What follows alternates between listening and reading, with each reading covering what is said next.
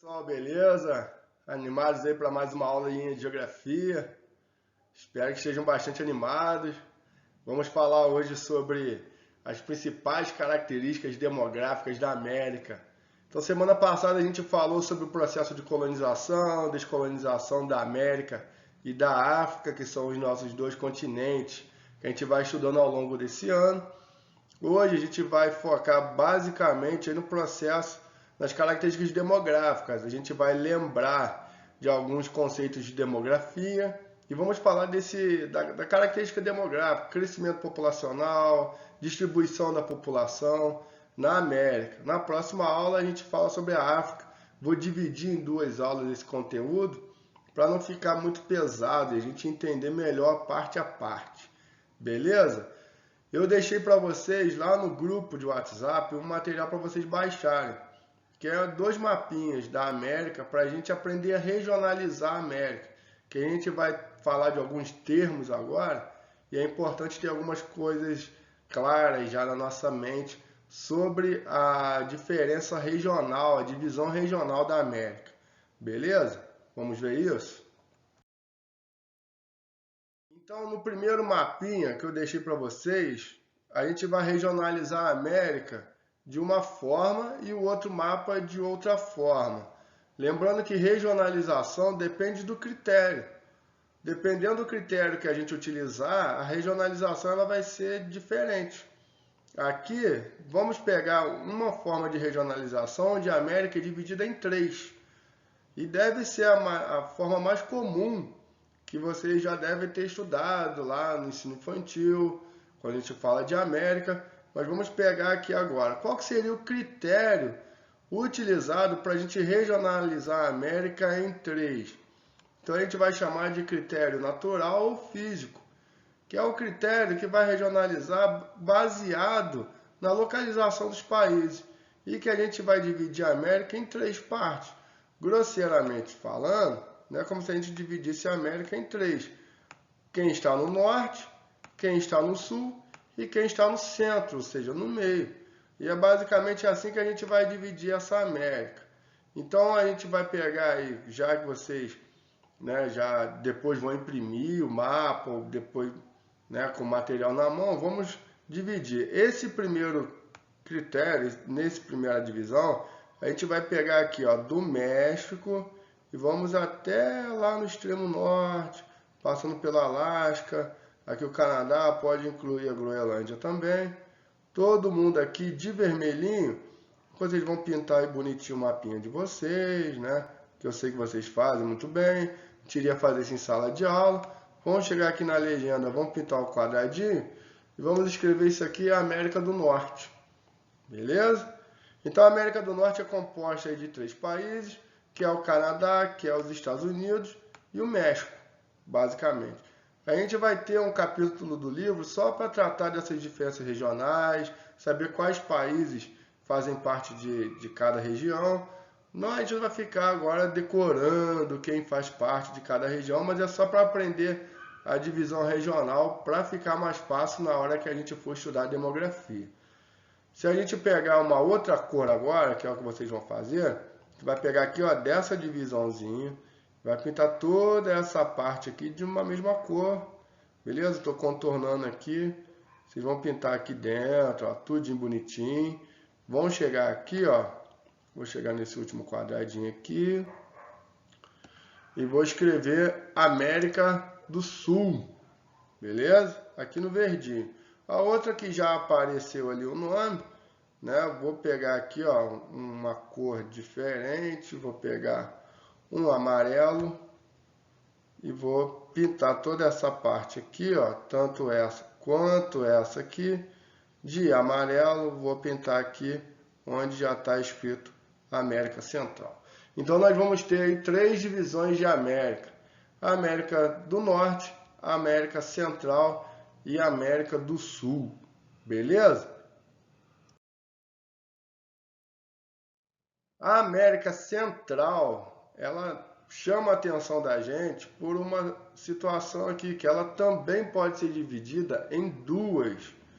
E aí eu vou explicar para vocês, porque no livro vai aparecer alguns termos que a gente vai falar aqui, que muitas vezes pode confundir. Então, se a gente pegar essa parte aqui do meio, né, que a gente acabou de pintar de América Central, der uma ampliada nela, a gente vai dividir essa América Central aqui em basicamente duas, tá? Essa parte aqui, a gente vai chamar de América Central Continental ou istmica. Por que istmica? Aí a gente tem que lembrar o que é um istmo.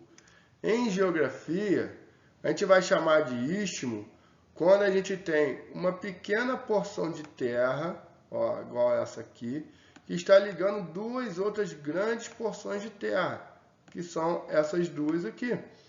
Então, a gente vai chamar de América Central istmica exatamente porque você tem essa grande porção de terra que é a América do Sul e essa grande porção de terra que é a América do Norte, ligada por um pedacinho de terra, que seria o istmo, que é o istmo, que é a América Central istmica ou continental, já que ela vai fazer parte desse grande bloco de terra, já que lá da América do Norte até aqui a América do Sul é um grande bloco de terra único. Daí o continente América, beleza? Quando a gente separa em América do Norte, América do Sul e América Central, a gente só está regionalizando a América.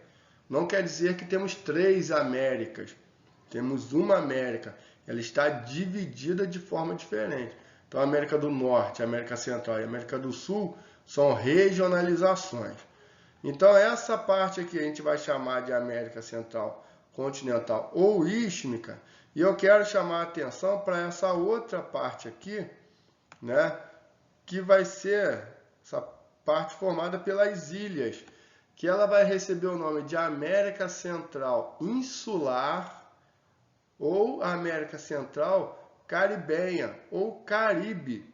Então, a gente está acostumado, né, a ouvir falar em Caribe e muitas vezes acha que Caribe é um país, acha que Caribe é, sei lá, um outro continente, quando na verdade Caribe é a América Central. Só que a América Central parte das ilhas. Alguns países muito famosos fazem parte da América Central do Caribe, né?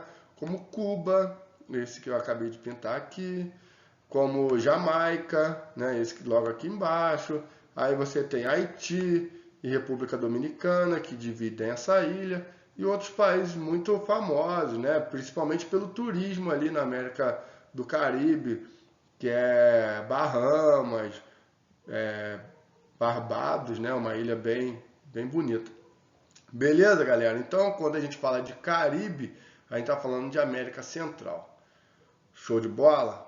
Alguma dúvida? Depois vocês vão pegar aquele mapinha lá, pinta direitinho. A América ela pode ser dividida de uma outra forma, a partir de um outro critério que a gente vai ver agora. Trazendo esse mapinha aqui, em branco, vocês vão ver que tem duas legendas aí, dois lugares de preencher legenda. Isso quer dizer que a América também pode ser dividida de duas formas. Ou seja, daquele critério a gente dividiu a América em três critérios, em três regiões, né, em três partes.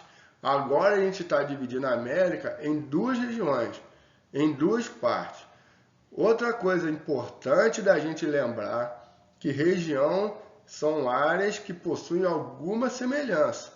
Então, para fazer parte dessa região, de acordo com aquele critério, tem alguma semelhança que vai unir esses lugares, esses países, para que possa fazer parte dessa região. Então, qual o critério que a gente vai levar em consideração para dividir a América agora em duas partes? A gente vai chamar de critério histórico, cultural e socioeconômico. Isso aqui, galera, é muito importante da gente entender agora, que esse critério ele é baseado em vários aspectos, beleza? Vários aspectos. Vamos pegar aqui primeiro o cultural. Então, quando a gente fala aqui de critério cultural, a gente vai estar falando basicamente da questão idioma, que é uma cultura, né? Nossa língua. E aí a gente vai dividir a América aqui em duas. Uma que a gente vai chamar de América anglo-saxônica, e América Latina. Vamos entender o que é isso. A América Latina, culturalmente, ela vai vir dos países que falam línguas derivadas do latim. Quais são essas línguas derivadas do latim? Aqui na América, a gente vai ter o espanhol, a gente vai ter o português, né? Francês também, né? Mas não temos tantos países de língua francesa aqui na América. Vamos focar basicamente nos países de língua portuguesa e países de língua espanhola. Daí o que? A gente lembrar daquela última aula de semana passada e lembrar que essas línguas para a gente são heranças coloniais, de colonização espanhola, colonização portuguesa, principalmente aqui na América Central e América do Sul, né? E aí a gente vai incluir um país da América do Norte nessa regionalização de América Latina. Então, uma diferença importante da gente entender é que agora o México, que na outra regionalização fez parte com os Estados Unidos e o Canadá de uma América chamada América do Norte, agora o México, a América Central e a América do Sul vão fazer parte de uma única América, que a gente vai chamar aqui de América Latina. Vocês podem aí pintar no mapinha de vocês todos esses países aqui, tanto da América Central quanto o México, os países da América do Sul, como países latinos, países basicamente de línguas latinas. Existem algumas exceções que a gente vai falar ali daqui a pouco. E os países da América anglo-saxônica vão ser países de maioria de língua inglesa, de língua que vai falar aí o inglês, que vai ser basicamente quem? Os Estados Unidos e o Canadá. Então você vai ter Estados Unidos e o Canadá fazendo parte, né? Lógico, eu incluí aqui a Groenlândia, mas faz parte também da América anglo-saxônica. Então, Estados Unidos e Canadá, América anglo-saxônica, o resto da América, América Latina. Mas como eu falei para vocês, existem critérios para essa regionalização. No critério cultural de idioma, você poderia me falar assim, mas Hermes, você me disse que os países de língua latina fazem parte da América Latina, né, espanhol e português, e os países de língua inglesa fazem parte da América anglo-saxônica. Se você for olhar isso mais a fundo, você vai perceber que tem países na América Latina que falam línguas de América anglo-saxônica. Exemplo, você vai pegar aqui, pegar uma cor diferente aqui, vou pegar um amarelo. Então vamos pegar aqui, por exemplo, Jamaica, né? País aqui, uma ilhazinha. Fala inglês. Então Jamaica faz parte da América anglo-saxônica. Veja lá, a gente colocou aqui como América Latina. Beleza? Então, por quê? A gente for pegar a Guiana, né, que é localizada aqui junto com esses três países, Guiana, Guiana Francesa e Suriname, né? Guiana fala inglês. Por que está na América do Sul? Por que está na América Latina? Né? Você pegar aqui, tem um paísinho aqui na América Central também, que é a Belize. Belize também fala inglês. Por que Belize está na América Latina? Então veja bem, o critério cultural de língua ele é importante para separar a América anglo-saxônica e a América Latina. Mas ele não é o único. Beleza? Ele não é o único. Tem outros critérios aqui. Tem a questão histórica. Quando a gente fala de critério histórico, a gente está falando basicamente de colonização. Então a gente vai ter a América Latina, como a gente viu semana passada.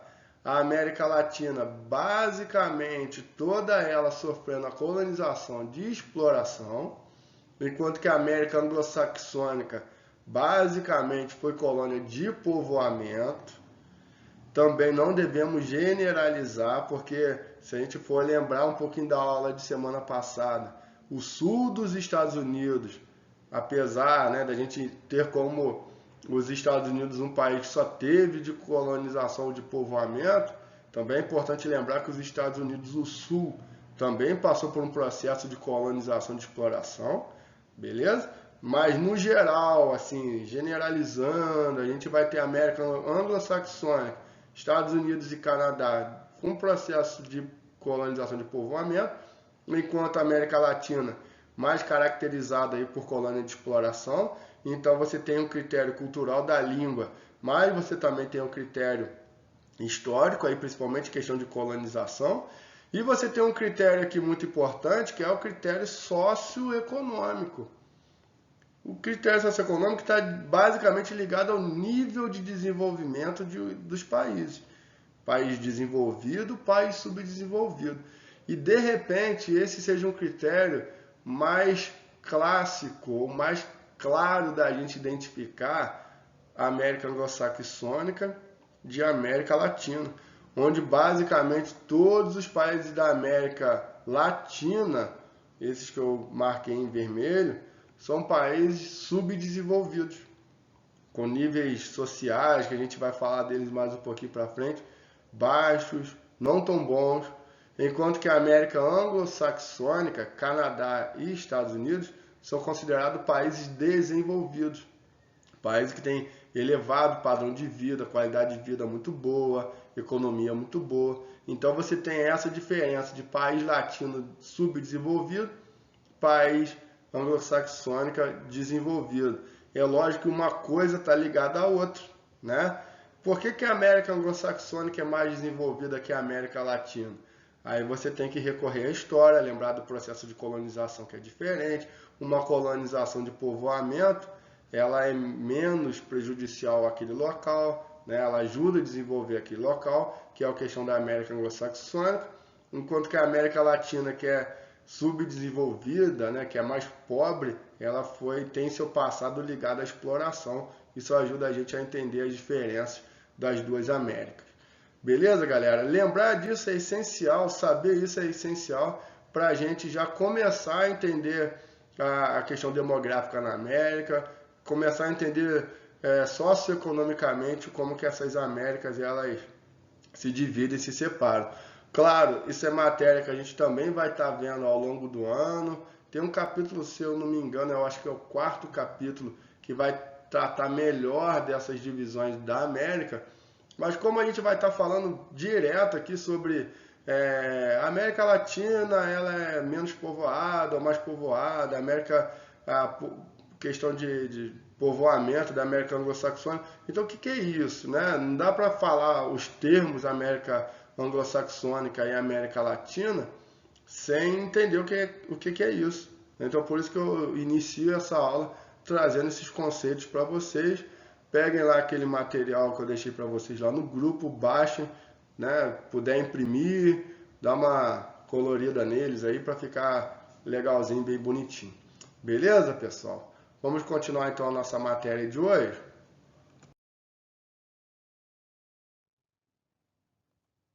Vamos pegar aqui os indicadores demográficos. Indicadores que vai falar aí sobre população, né? Demografia está ligada ao estudo da população. Para se estudar a população é importante estar ligado em alguns conceitos e alguns indicadores. Não vai ser novidade para a gente, já que lá no 7º ano a gente já viu, já estudamos sobre alguns desses indicadores, mas vamos relembrar, beleza? Primeiro indicador, população absoluta, que é o que? É o total de habitantes residentes em determinado território, é o total de pessoas. Então, se um país ele tem 200 milhões de habitantes, aquela é a população absoluta daquele país, daquele território. Quando a gente se refere à população absoluta, a gente geralmente vai se utilizar o termo populoso. Ah, esse país é muito populoso, ele é pouco populoso.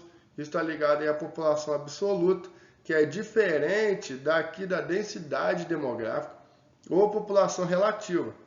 Veja bem, população absoluta diferente de população relativa. População relativa está ligada à densidade demográfica. O que é isso?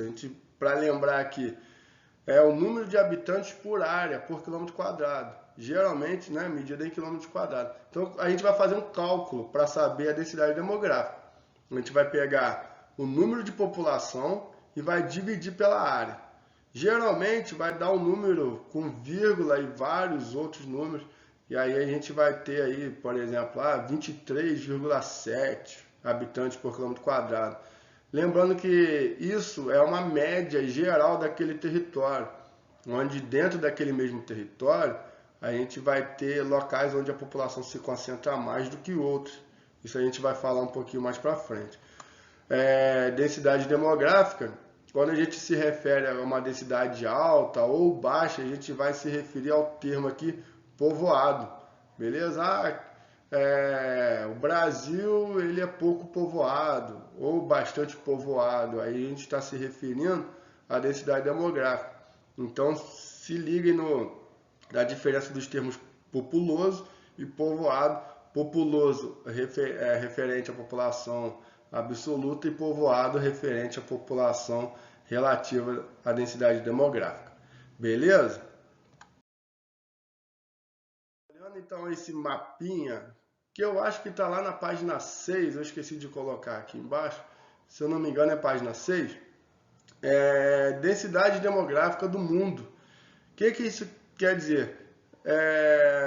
Divisão, né? Na verdade, concentração populacional, divisão da população pelo mundo. Onde a população está mais concentrada, onde ela está menos concentrada. Quanto mais aqui para a cor mais escura, você vai ver que tem mais pessoas por quilômetro quadrado. Os locais onde chamam mais atenção aqui para a gente, né? São aqui na Índia e uma parte da China. Beleza? Isso aqui a gente vai ver melhor lá no 9º ano. Nosso foco aqui é América e África. Dá para ver na África que, apesar da gente ainda não estar falando dela, ser matéria de semana que vem, a gente vê que existem áreas de grandes vazios, né? Áreas aqui, ó, com pouca população, densidade demográfica baixa. Assim como a gente vai ter aqui na América, áreas baixas.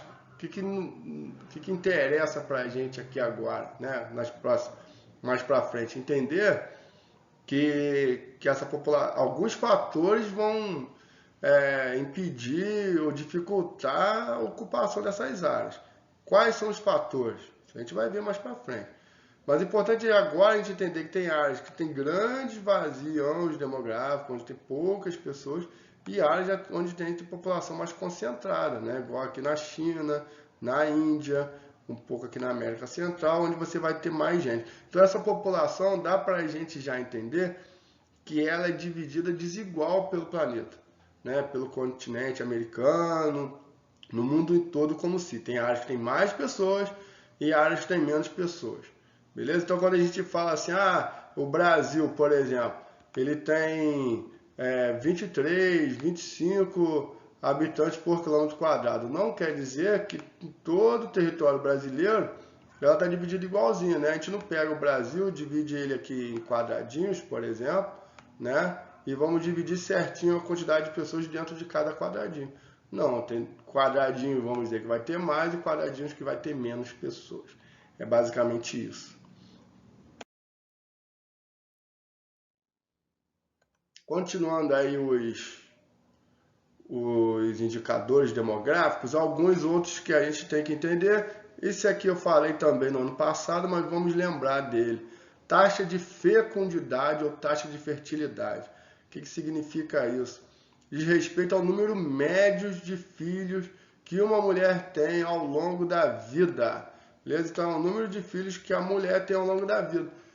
Como assim? Se a gente for parar para pensar e lembrar um pouquinho dos nossos avós, bisavós, geralmente eles tiveram mais filhos do que sua mãe, né? Hoje, ou de repente, você vai ter até menos que a sua mãe. Esse número médio de filhos, a gente chama de taxa de fecundidade. Então, por exemplo, minha avó teve lá, sei lá, 8 filhos, né? Minha mãe teve menos, teve 2. Então, ou seja, a taxa de fecundidade ela baixou. A média das mulheres antigamente era de ter muito mais filhos, 8, 10, não é isso? Então você tinha uma taxa de fecundidade alta. A média hoje por mulher é ter 2 filhos, 1 filho, beleza? Claro que isso vai variar de região para região, mas a média, a nossa taxa de fecundidade ela tem caído aí por vários fatores, mulher no mercado de trabalho, mulher custos relacionados ao filho, criação de um filho, planejamento familiar, a difusão aí dos métodos anticoncepcionais. Tudo isso ajudou com que a mulher tivesse mais filhos, menos filhos hoje, né? Diminuísse aí a quantidade de filhos. Isso aí é a taxa de fecundidade, que é diferente da taxa de natalidade. Taxa de natalidade representa o número de nascidos a cada 1.000 habitantes. Então a taxa de natalidade ela está ligada ao, né, basicamente ao total ali de pessoas que nascem naquele lugar, só que como é taxa, ela é uma porcentagem. Você pega ali os 1.000 habitantes, você pega o número de nascimentos, multiplica por 100, divide por 1.000 habitantes, aí você vai ter ali a taxa, né, que é a continha que você vai fazer. Mas o importante aqui não é nem saber fazer a conta, é entender que a taxa de natalidade está ligada ao número de nascimentos, enquanto que a taxa de mortalidade está ligada ao número de mortes. Beleza? E quando a gente pega taxa de natalidade com taxa de mortalidade e a gente faz essa diferença, se está nascendo mais ou morrendo mais, essa diferença que a gente vai chamar aqui de crescimento natural ou crescimento vegetativo, que é aqui na frente. Mas matéria que a gente já até viu, a gente só está revisando. Crescimento vegetativo ou crescimento natural está ligado a essa diferença. Então, o crescimento vegetativo ele pode ser positivo, quando você tem mais nascimentos do que mortes, ou ele pode ser negativo, quando você tem mais mortes que natalidade. Então, quando você tem um crescimento vegetativo negativo, aquele país, aquela população daquele país tende a diminuir, e quando você tem um crescimento vegetativo positivo, aquele país, a população tende a aumentar. Por que eu falei que tende? É uma tendência, porque tem um outro fator que também tem que ser levado em consideração para o aumento ou diminuição da população, que é a questão das migrações.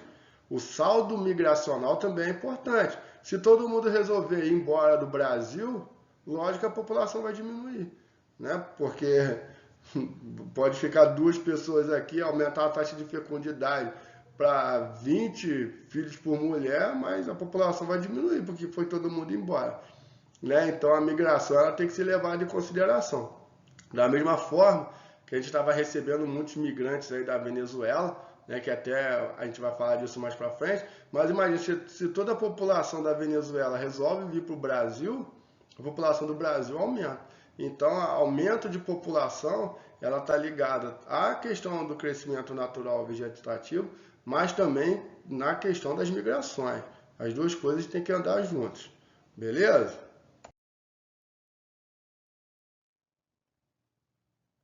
Quando a gente fala aí de migrações, a gente está falando de quê? Migração, então, todo deslocamento populacional no espaço geográfico. Então, deslocamento, você sair de um país e ir para outro, sair de uma cidade e ir para outra, você se deslocar, você está fazendo aí uma migração. Migração é conteúdo lá do 3º capítulo. Não vou focar aqui nas migrações, tá? Só para a gente entender aqui, só relembrando alguns indicadores. Quando a gente fala de migrações, é importante diferenciar imigrante de emigrante. Imigrante é a pessoa que chega no local, então o estrangeiro, quando vem morar no Brasil, aqui ele é um imigrante, e lá da onde ele saiu, ele vai ser um emigrante. Então as pessoas que vão embora do Brasil para morar nos Estados Unidos, elas são emigrantes aqui. E lá nos Estados Unidos elas vão ser imigrantes. Alguma dúvida, pessoal? Qualquer coisa, joga lá no WhatsApp, beleza? Que eu vou tirando a dúvida de vocês. Beleza? Vamos continuar então? Saldo migratório, estava esquecendo de falar. Então vai ser a diferença, então, imigrante de emigrante, né? É o saldo. Tipo ali a questão do crescimento vegetativo. Se sai mais gente do que chega, a população diminui. Se chega mais pessoas do que sai, a população aumenta. Beleza?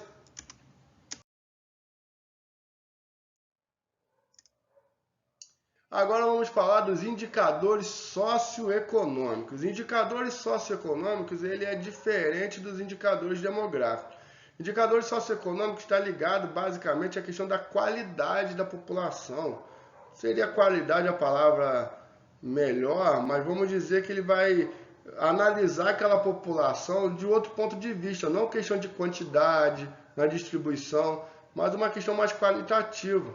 E aí a gente pode dividir a palavra socioeconômico em duas, né? Então a gente pode falar de indicadores econômicos, que vão ser aí basicamente os indicadores que vão tratar da economia do país, e os indicadores mais sociais, que vão falar aí de uma questão mais de qualidade de vida da população. Indicadores econômicos, a gente pode falar do PIB, que é a soma de todas as riquezas que um país produz durante o ano. Então, esse ano a gente falando de coronavírus, né? A tendência é que o PIB mundial, não só do Brasil, diminua, porque o país está deixando de produzir na indústria, o comércio está parado, né? Então, deixando de produzir, deixando de vender, deixando de produzir riquezas, automaticamente o PIB vai cair, né? Essa é uma das preocupações aí dos grandes líderes mundiais, como que a gente vai conseguir associar, né, uma crise na saúde com uma crise financeira.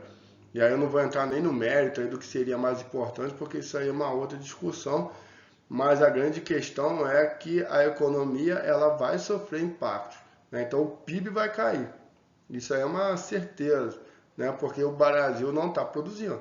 Então o PIB ele é dado geralmente em dólar, né, que é a moeda internacional.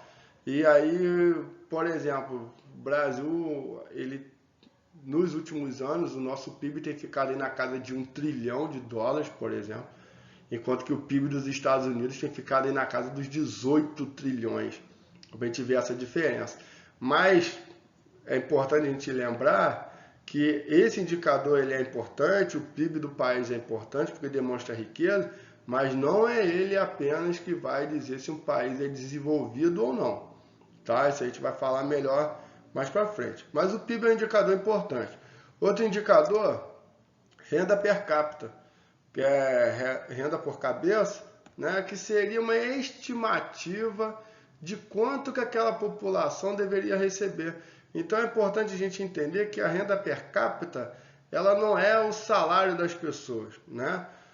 Eu dividi aqui 1 trilhão por 200 milhões, eu tive tal número. É isso aqui que seria meu salário? Não é isso, né? Ela, na verdade, a renda per capita, ela serve para a gente ter um parâmetro para entender as desigualdades de salário, as desigualdades na distribuição de renda de um país. Quanto mais distante da renda per capita, a gente mostra quanto maior é a desigualdade.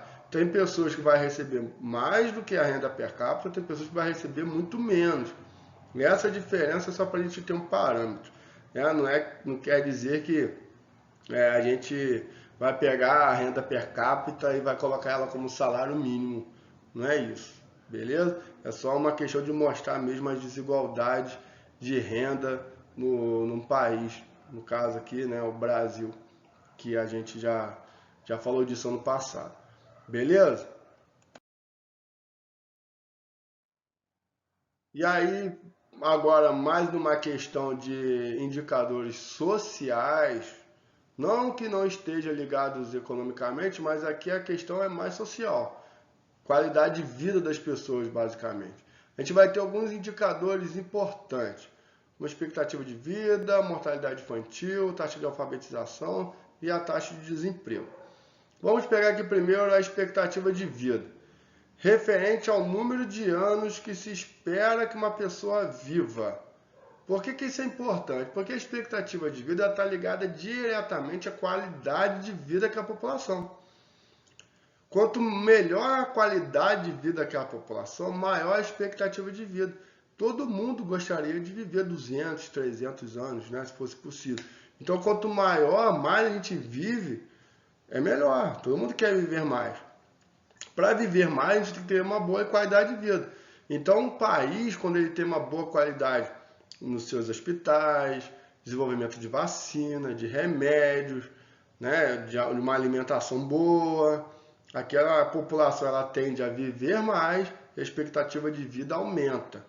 Se a gente for pegar no gráfico e olhar, lá uns 50 anos atrás, a expectativa de vida era baixa, porque a gente não tinha um desenvolvimento na medicina tão grande como a gente tem hoje, né? Se a gente for pegar aí o exemplo do coronavírus, que é um assunto muito em alta, né? A gente pode citá-lo várias vezes, já viu que já estão trabalhando em laboratórios, tentando desenvolver vacina, testando remédio para conter aí o avanço de um vírus, para diminuir a mortalidade dele.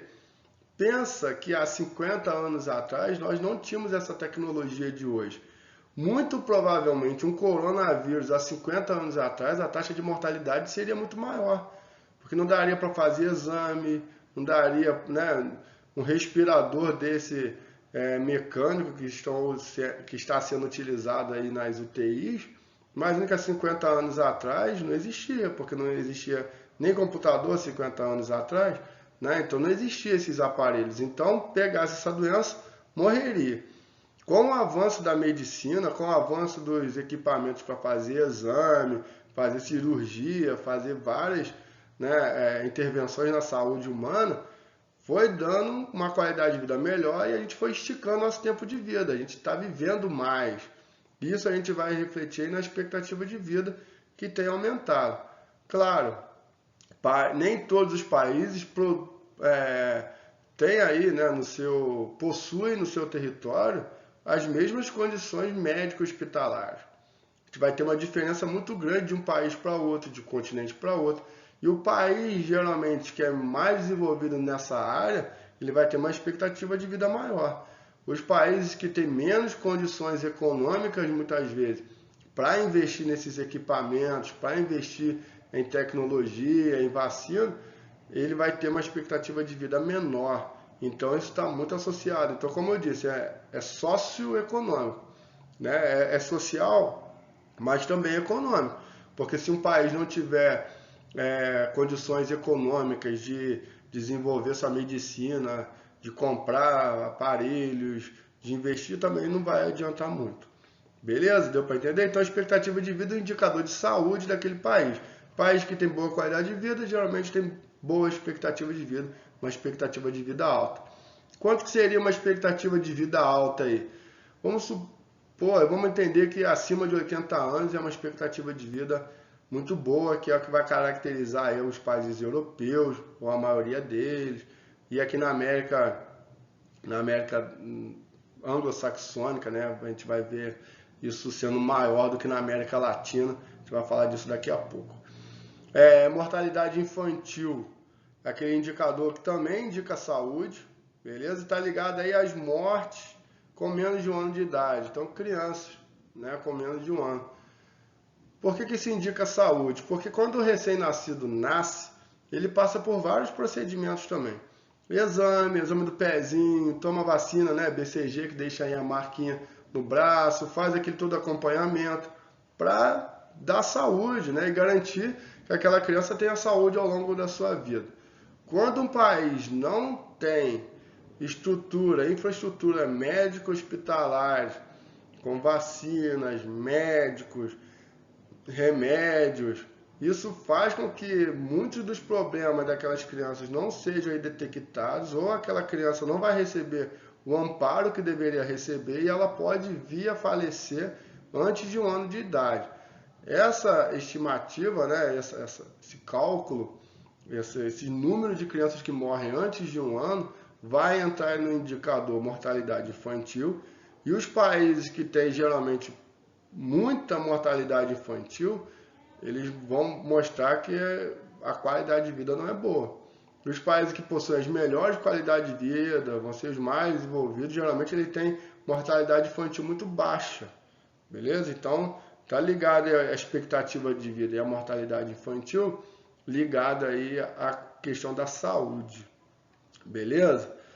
Taxa de alfabetização, pessoas que sabem ler e escrever acima de 15 anos. Tá? Então, para um país é muito importante que todo mundo saiba ler e escrever. Os países mais desenvolvidos têm taxas mais próximas aí a 100% da população que sabe ler e escrever. Os países menos desenvolvidos, geralmente, eles têm taxas enormes de analfabetos. Tá? O que que isso implica no desenvolvimento de um país?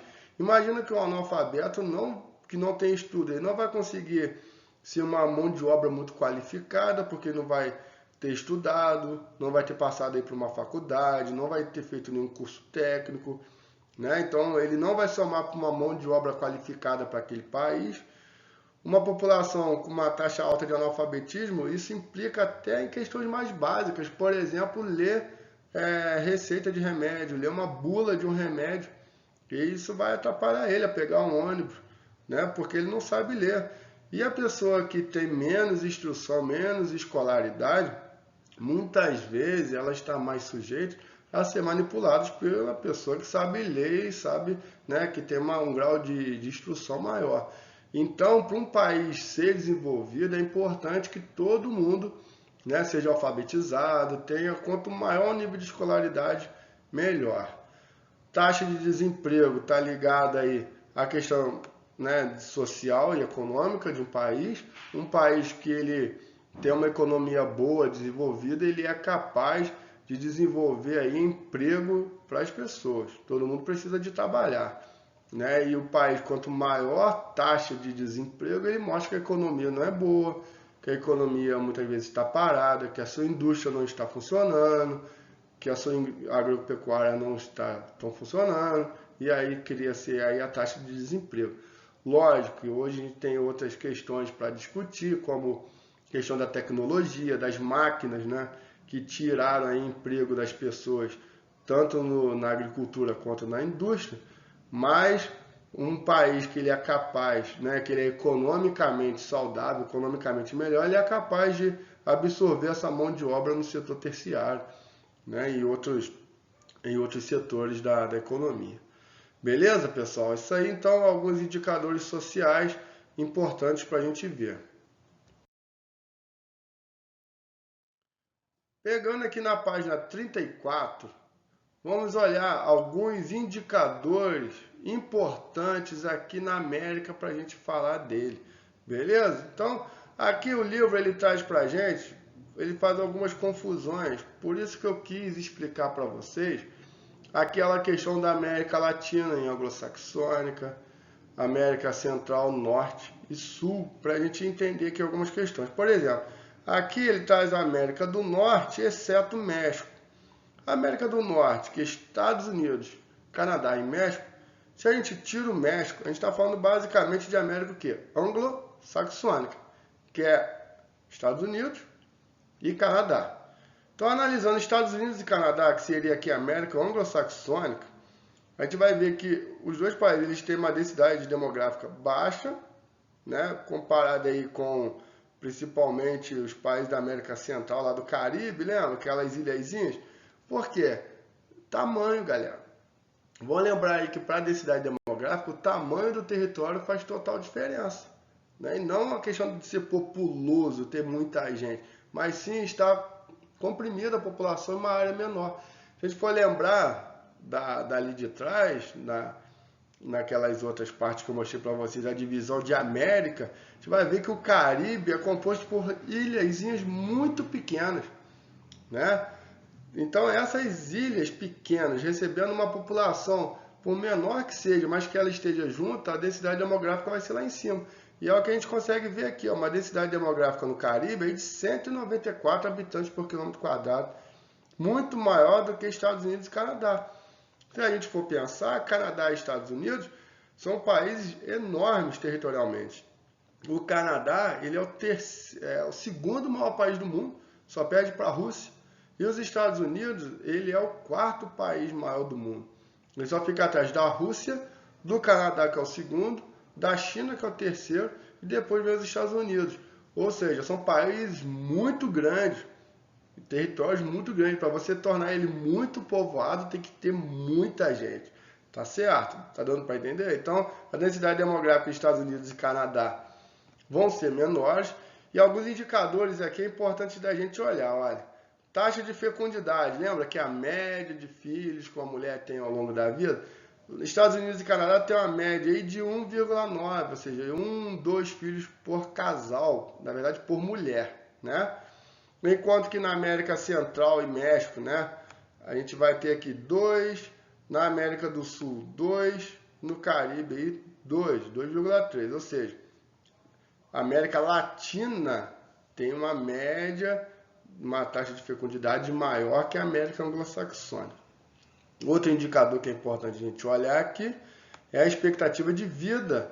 Quando a gente vê que lá nos Estados Unidos e Canadá a média é 79 anos. Muito maior não, né?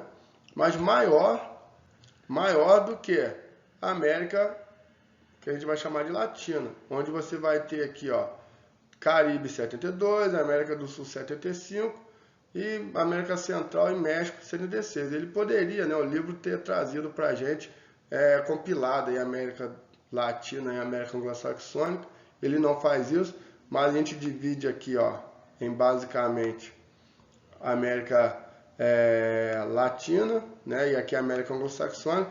O que é importante a gente entender aqui, apesar disso tudo? Que a América Anglo-Saxônica ela tem uma expectativa de vida maior do que na América Latina. Isso quer dizer que a condição de vida, que a qualidade de vida da América Anglo-Saxônica é maior do que os países da América Latina. Quem são a América Anglo-Saxônica? Estados Unidos e Canadá. Por que Estados Unidos e Canadá têm uma condição de vida melhor que a América Latina? Se a gente for pensar, pode estar ligado aí às diferenças socioeconômicas, né?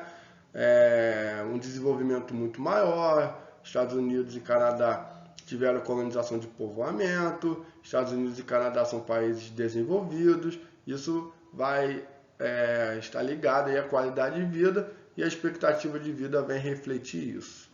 Beleza, pessoal? Alguma dúvida?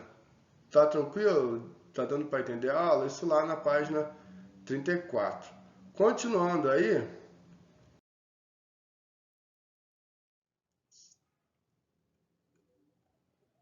um indicador muito importante para a gente falar aí é o IDH.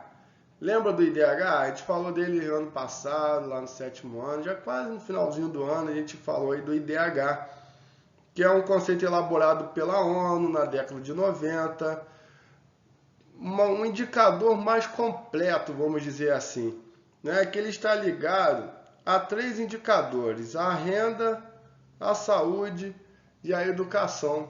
Então, para medir qualidade de vida, esse indicador ele é o melhor, porque ele não vai ficar focado em apenas um indicador, como por exemplo na renda, apenas no PIB, por exemplo. O PIB é um indicador? Mas só ter o PIB desenvolvido não é tão importante. Né? Claro que é importante, mas só ele sozinho não é. Beleza? Para um país ser considerado desenvolvido, ele tem que ter um bom PIB, ele tem que ser bom em saúde e bom em educação. O que seria ser bom em saúde? Ter uma boa expectativa de vida e uma baixa mortalidade infantil. Beleza? O que seria ter uma boa educação? Ter uma alta taxa de alfabetização, né, com menos analfabeto, e pessoas que vão ficar aí por mais tempo na escola. Também não quer dizer que você entrou lá na escolinha lá com 5 anos, fez lá 6 anos, fez a alfabetização, depois você sai da escola, não estuda mais, não quer dizer que isso também vai contar para o IDH. Você fez lá a alfabetização, depois você continua, ensino fundamental, faz ensino médio, vai para a faculdade, vai fazer pós-graduação. Isso sim, o ano de escolaridade também conta aqui para o IDH. Beleza? Então, é um indicador mais completo. Lembrando que o IDH ele é medido de 0 a 1. Né? Então, basicamente, você vai ter aí países com IDH 0, alguma coisa, 0,6, vários números, 0,7. Por quê? Porque a gente não tem nenhum país 0, não temos também nenhum país 1. Não tem um país pior que seja, né, 0, também não tem um país perfeito, 1. Então, 0, alguma coisa. Os países com melhores IDH, eles estão lá na casa do 0,9. Né? Noruega, por exemplo, que é o país com primeiro do ranking do IDH, 0,9, alguma coisa. Países medianos como o Brasil estão na casa do 0,7. Você tem países lá na África, isso é matéria para a semana que vem, quando a gente for falar da África, países que estão com o IDH lá na casa do 0,3, beleza? Bem baixo, beleza? mapinha de IDH aí, a gente vai ver que o IDH ele é medido em algumas categorias, né? Muito baixo, baixo, médio, alto. Isso tudo a gente consegue ver aqui na legenda, né, desse mapinha. Depois eu posso disponibilizar isso aqui para vocês, beleza? Tá aqui, ó, na legenda. E vamos só olhar o que importa para a gente ver aqui, que Estados Unidos e Canadá, eles vão ser classificados como IDH muito alto, beleza? Enquanto que a maioria da América Latina, né, do México, aí tirando Chile, Argentina e Uruguai, que também vão ter um bom IDH, mas a grande parte da América Latina vão ter o IDH menor do que a América Anglo-Saxônica. Isso prova aquilo que a gente estava falando, que a América Anglo-Saxônica ela é mais desenvolvida do que a América Latina. Por isso que naquele critério de língua, de histórica, né, e de socioeconômica, você tem que olhar os três, que numa questão aqui, né, da gente pegar, Belize fala inglês, Guiana fala inglês, Jamaica fala inglês, mas é a América Anglo-Saxônica? Não, porque socioeconomicamente, Belize que fala inglês, Guiana que fala inglês, Jamaica que fala inglês, eles têm muito mais semelhança com países da América Latina do que com o país, com os Estados Unidos e com o Canadá.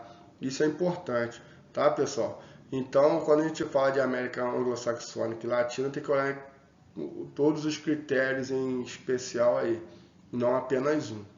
Beleza? As características demográficas da América. Então, agora a gente vai pegar basicamente para falar das questões demográficas no sentido aqui de densidade demográfica, basicamente, tá? Então a gente vai olhar em separado a América Latina de América Anglo-Saxônica, vai ver uma média, mas é importante a gente entender que tanto na América Latina quanto na América Anglo-Saxônica, a população não é dividida de forma igual. A população é dividida de forma desigual e existem alguns fatores que vão contribuir para isso e a gente vai estar olhando. Mas uma coisa que é característica das duas é isso aqui, ó, que está lá no quarto parágrafo. Com exceção desses extremos, que a gente vai falar depois, a população está mais fortemente concentrada nas áreas próximas à faixa litorânea ao longo do continente. Então, para a gente lembrar disso, é importante a gente lembrar da aula de semana passada, na questão da colonização. Por quê? Vamos dar uma olhada aqui. Esse mapa da América, ele vai mostrar para a gente que a população de fato está concentrada mais aqui, ó, na questão litorânea, se a gente for pegar tanto aqui na questão atlântica quanto aqui algumas áreas do Pacífico, né? Principalmente aqui. Depois a gente vai entender por que existem alguns grandes vazios demográficos aí. Mais importante a gente começar a entender que é a questão... Nossa, que barco bonito! Que é a questão aqui da questão dessa ocupação do litoral se deve muito a ver à colonização que se deu pelo litoral, né? Tanto na América Latina quanto na América Anglo-Saxônica foi por aqui que os europeus chegaram, né? Então por isso que a gente vai ter muito mais pessoas concentradas na faixa litorânea do que propriamente no interior do continente. Se a gente for lembrar do Brasil, né, a gente vai ter aqui capital primeiro Salvador, depois Rio de Janeiro, depois que você vai ter um processo de interiorização da população com a criação de Brasília, e aí a população ela vai indo mais para o interior. Se a gente for lembrar no início lá do processo de colonização do Brasil, matéria de sétimo ano, matéria de sétimo. A gente tinha aqui, lembra, a questão do Tratado de Tordesilhas, que depois foi ampliado mais aqui para o interior. Então a colonização ela começa nesse sentido, né, do litoral para o interior, tanto na América Latina quanto na América Anglo-Saxônica. Você vai ter que os Estados Unidos também sendo colonizado primeiro na parte leste, né, para depois ser colonizado aí na parte oeste. Os Estados Unidos, que ficou muito famoso, né, com a questão da ocupação do oeste, com o foroeste, né, que é basicamente a ocupação aí do do Oeste. Beleza, galera? Então, voltando para a página 33, fala basicamente aqui da América Anglo-Saxônica. Uma coisa que é importante que ele vai chamar a atenção aqui para a gente, que entre a parte norte da América e a parte sul da América, nós vamos ter muito mais extensão de terra para a parte norte do que para a parte sul, beleza? Então a gente vai ter, vamos dizer, Canadá com território muito maior na questão do norte do que na parte sul. Depois no mapa vai ficar mais claro para a gente entender. O que ele quer dizer, né? Enquanto na parte norte, né, você tem aqui várias áreas cobertas por gelo, uma população mais escassa. Daqui a pouco a gente vai olhar ali a questão do clima interferindo basicamente ali na questão da América Anglo-Saxônica, beleza?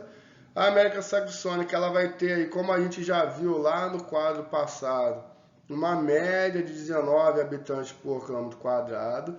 Isso é uma média, porque tem locais que vai ser muito mais povoado, tá? E locais que muito menos do que 19, quase zero, locais que não tem quase ninguém, inabitável na América, beleza? Isso é uma média. Para a gente entender melhor isso aqui, vamos ver alguns aspectos físicos da América. Mais aspectos físicos é matéria do segundo livro, tá? Do livro do livro 2, que a gente ainda vai ver mais para frente. Mas vamos dar uma olhada aqui. Temperatura. Isso aqui é importante a gente dar uma olhada nas temperaturas, principalmente de dezembro a fevereiro, que no nosso caso, aqui, né, no Brasil, seria de dezembro a fevereiro, nosso verão, né? Olhando aqui, galera, olha só, o que é interessante. Dá para ver que as temperaturas elas são muito menores do norte dos Estados Unidos para o norte do Canadá. A gente vai ter aqui essa corzinha azul, né? Onde a gente vai ter as temperaturas médias, olha aí, -2, -6. Locais aqui, então, imagina aqui, ó, próximo da Groenlândia, onde está mais azul, locais onde a gente vai chegar e a média é de -30 graus. Isso é muito frio. Isso quer dizer que o frio, ele é um grande dificultador aí de ocupação. Quando a gente for olhar de novo o mapa de densidade demográfica da América, a gente vai ver que o norte do Canadá, principalmente, ele é muito menos habitável, ocupado, do que a parte mais sul. O clima aí sendo um grande fator. Quando a gente olha aqui para os Estados Unidos, principalmente a parte mais sul dos Estados Unidos, a gente vai lembrar da aula de semana passada, quando eu disse que a primeira parte que foi colonizada nos Estados Unidos foi exatamente o sul dos Estados Unidos. Principalmente porque os europeus, quando vêm daqui, né, os ingleses, todo mundo sai daqui de um tipo de clima mais frio, eles quando vêm para cá, para a América, eles vêm no sentido de desenvolver a agricultura. E a agricultura ela é muito melhor em áreas equatoriais, né, em áreas próximas da linha do Equador, onde o clima é mais quente. Então, eles vão procurar essa área do sul dos Estados Unidos, onde é uma área com clima que vai favorecer mais a agricultura. Então, essa vai ser a primeira área ocupada nos Estados Unidos, depois a parte norte, beleza? Enquanto que a gente vai ter aqui no Canadá uma área muito mais fria e muito menos ocupada, beleza? E aí, quando a gente vai olhar de novo esse mapinha aqui da questão da ocupação da América, a gente vai ver basicamente isso. Ó. Lembra do norte ali do Canadá, onde era a área mais fria? Vai ser exatamente a área menos ocupada, né? Enquanto a parte mais sul da América Anglo-Saxônica vai ser a parte aí mais ocupada, exatamente porque o clima ele é um grande dificultador ali de ocupação. Tá? No Canadá, é maneiro a gente pegar ali algumas questões. Tem cidades tão frias no Canadá, tão frias, que se fazem verdadeiros shoppings subterrâneos, que são chamadas aí de cidades subterrâneas, que não dá nem para ficar em cima, então eles fazem tudo embaixo da terra.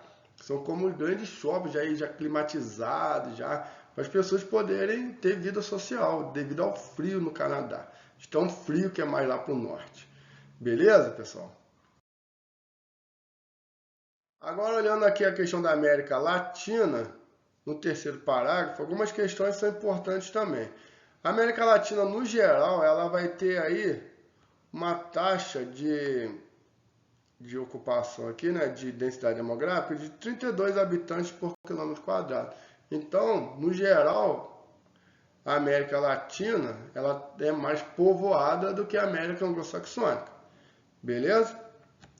Mais importante a gente entender que mesmo com isso, né, mesmo a América Latina sendo mais povoada do que a América Anglo-Saxônica, existem alguns vazios demográficos dentro da América Latina. Algumas áreas pouco habitadas ou basicamente sem habitação.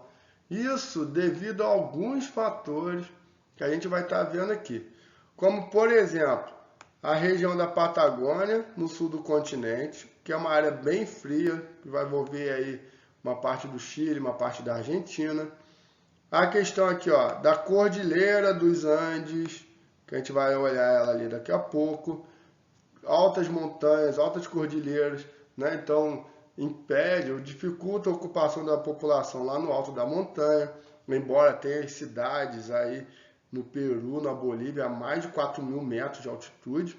Loucura, né? Falta oxigênio, o pessoal tem que... quando alguns times de futebol vão jogar nesses lugares de alta altitude, até tem que fazer um tratamento especial, leva um balão de oxigênio, falta ar, né? Porque o ar vai ficando rarefeito, é bem frio. Algumas pessoas tomam chá de coca, né? Da folha da coca, que é natural para eles lá, até culturalmente. Então, apesar de ter cidades muito altas, não é um local que facilita a ocupação, né? Então, as populações vão ficar mais concentradas na área litorânea, onde é planície, onde é mais fácil a ocupação. Tem uma questão na América também, da questão da floresta amazônica, que é uma floresta densa, fechada, que também dificulta a ocupação. Também tem aí um histórico, né, de desmatamento, é uma outra questão, mas é fato que a floresta impede aí, muitas vezes, a ocupação humana. E tem a questão dos desertos. Tem desertos na América? Tem, tanto na América do Norte quanto na América do Sul. Beleza? Quando a gente for falar ali de América do Sul, da Cordilheira dos Andes, é importante lembrar que na América do Norte também tem uma grande cordilheira, tá? Que é as Montanhas Rochosas. Mas como eu estava dizendo para vocês, isso ainda é matéria que vamos ver mais a fundo lá no segundo livro. Tá? Mas olhando aqui, ó,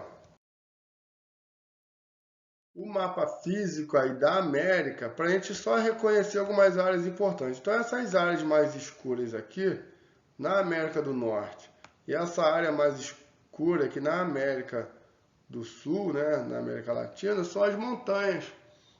Cordilheira dos Andes aqui no sul e as montanhas rochosas aqui no norte.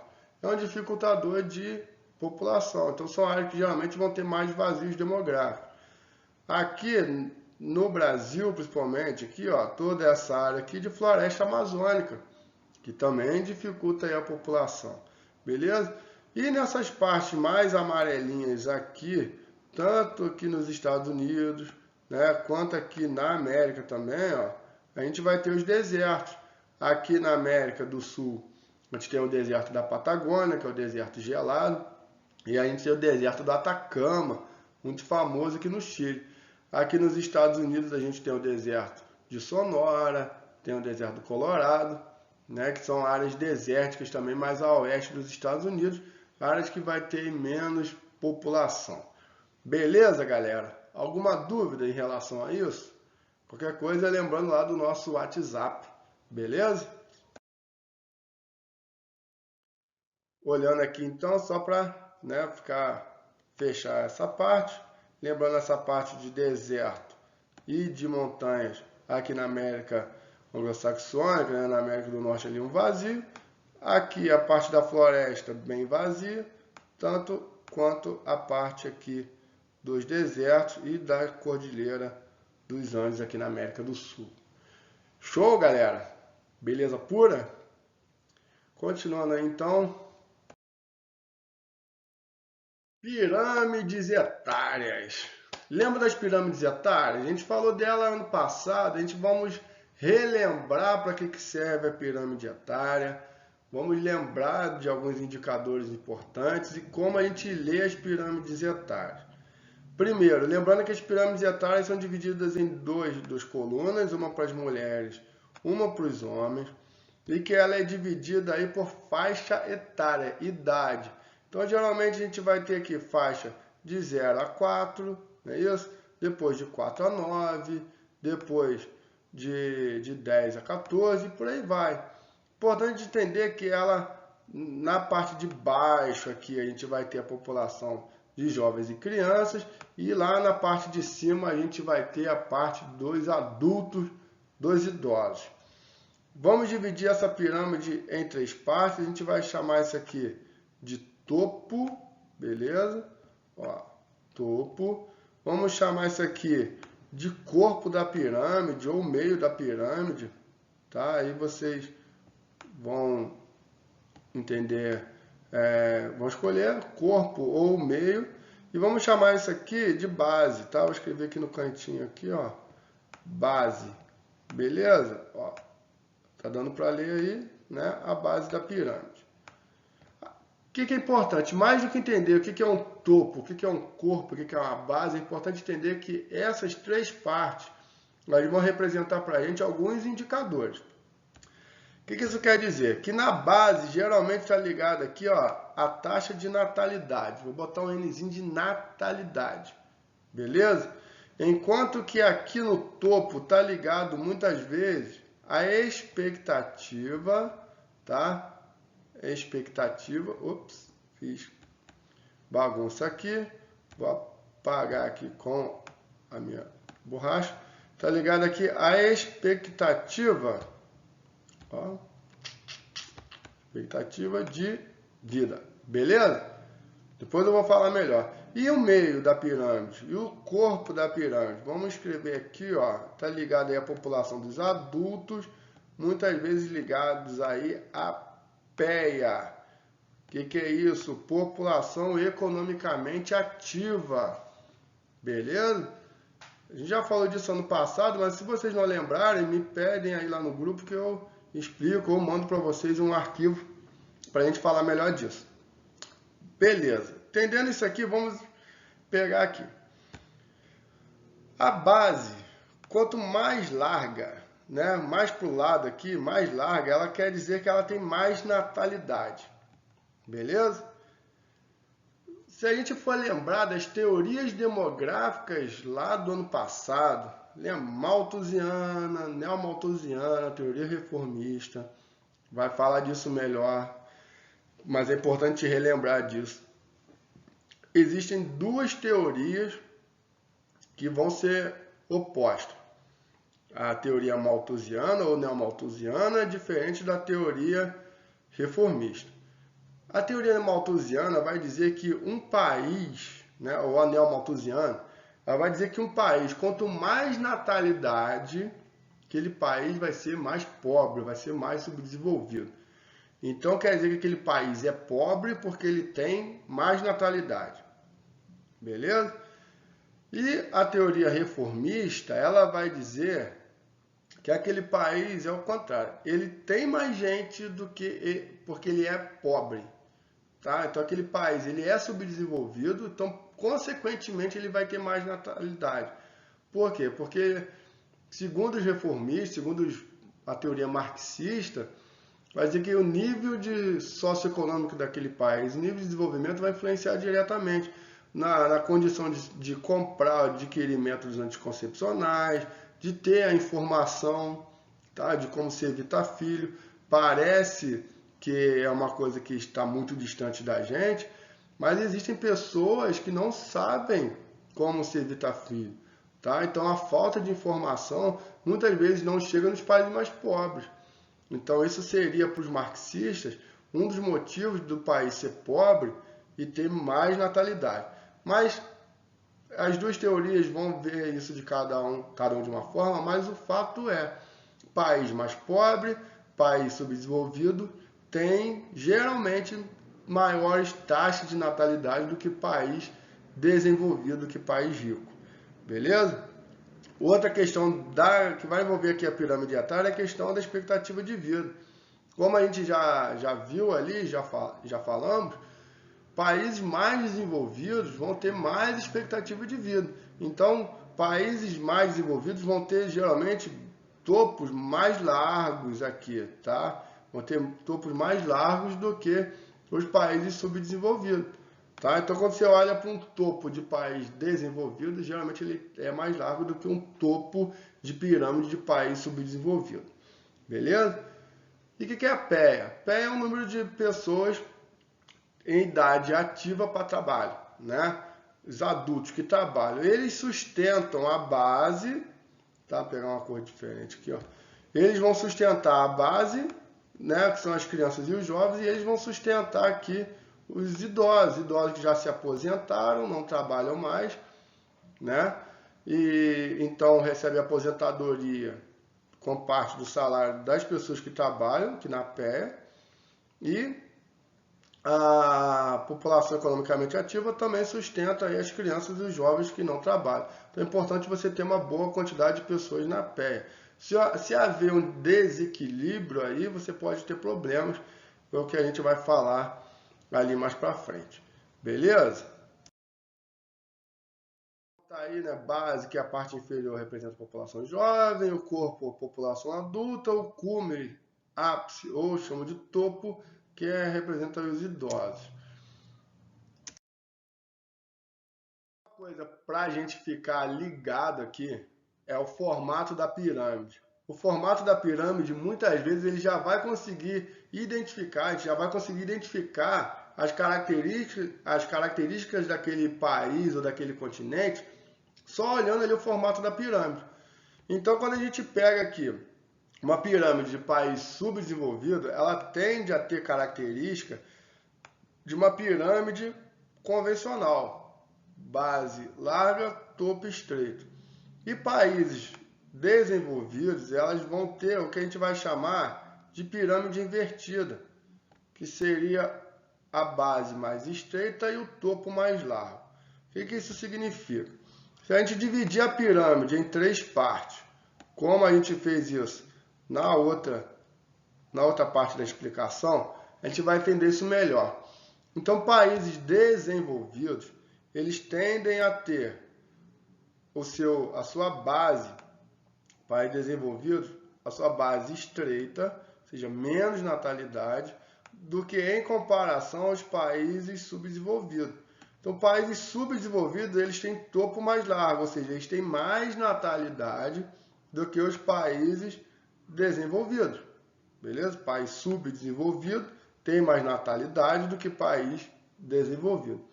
Em compensação, o topo dos países subdesenvolvidos, eles tendem a ser menor, mais estreito, do que o topo dos países desenvolvidos. Isso quer dizer que os países desenvolvidos, eles têm um topo mais largo, porque eles têm uma expectativa de vida maior do que os países subdesenvolvidos. País subdesenvolvido, como tem menos expectativa de vida, a base, o topo, ele é mais estreito. Beleza? Esse aqui foi um desenho ilustrativo, mas quando a gente olha aqui para o topo da África e da Europa, tá certo que isso aqui é 2006, mas é só para a gente ter uma ideia, a gente vai ver que o topo da África, ele é mais curto do que o topo da Europa. Por quê? Porque a Europa possui uma expectativa de vida superior do que a África. Em compensação, quando a gente olha aqui para a base, a gente vai ver que a base é mais larga na África, porque ela apresenta uma maior natalidade em relação à Europa, que possui uma base muito mais curta. Isso, né, refletindo aí que os países desenvolvidos possuem menos filhos, menos natalidade do que os países subdesenvolvidos. Vamos ver isso aqui na América, como que isso vai se dar? Tem alguns exemplos aqui na América para a gente falar disso. Exemplo, a gente tem a pirâmide etária aqui do Canadá e a gente vai comparar com a pirâmide etária aqui da Bolívia, beleza? Dá para comparar com mais países, dá para a gente olhar. Claro que a gente não vai pegar todos os países da América para comparar, mas aqui vai conseguir ilustrar legal o que a gente está falando. Vamos dividir em três: base, corpo e o topo. E vamos analisar Canadá, América anglo-saxônica desenvolvida, Bolívia, América Latina subdesenvolvida. Beleza? Canadá desenvolvido, Bolívia subdesenvolvido. Base da pirâmide etária do Canadá, ela é mais curta do que a base da Bolívia. Isso quer dizer que na Bolívia você tem mais natalidade do que no Canadá. O país subdesenvolvido tem mais natalidade do que o país desenvolvido. E quando a gente olha para o topo, a gente vê que o Canadá ele tem um topo mais largo do que a Bolívia. Olha a diferença, né? Isso porque a qualidade de vida, a expectativa de vida no Canadá, ela é muito maior do que a expectativa de vida na Bolívia. Então isso aí explica, né, aquela teoria das pirâmides etárias que a gente estava falando ali atrás. Deu para entender, pessoal? Claro que dá para a gente analisar várias e várias outras pirâmides, passar aqui mais tempo falando disso, mas a gente vai analisar essas duas aí. E para finalizar a aula, vamos ver a última parte aqui, que está aí na página 35, sobre as estruturas etárias da população, que vai dizer basicamente o que a gente estava falando, né? Que a tendência mais visíveis aí de país de economia mais desenvolvida, né? Que tem um IDH mais alto, é você ter menos, né, quantidade de filhos menores, que a gente viu ali da questão do Canadá em relação à Bolívia. A gente vai ter nos países mais pobres, né, nos países mais subdesenvolvidos, uma taxa de natalidade maior, compensação menor expectativa de vida, que é o que vai diferenciar aí, basicamente a América Latina da América anglo-saxônica. Beleza, pessoal? E lembrando que esse ponto de vista de país desenvolvido ou subdesenvolvido vai poder ser analisado de duas formas dependendo da teoria demográfica.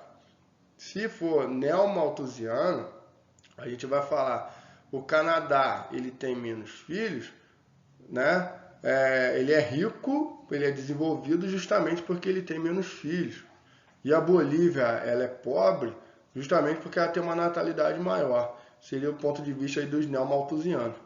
Se a gente pegar do ponto de vista dos marxistas, eles vão falar que é o contrário. No Canadá ele tem menos filhos justamente porque ele é desenvolvido, a população tem mais acesso à informação, aos métodos anticoncepcionais, isso faz com que naturalmente ela tenha menos filhos.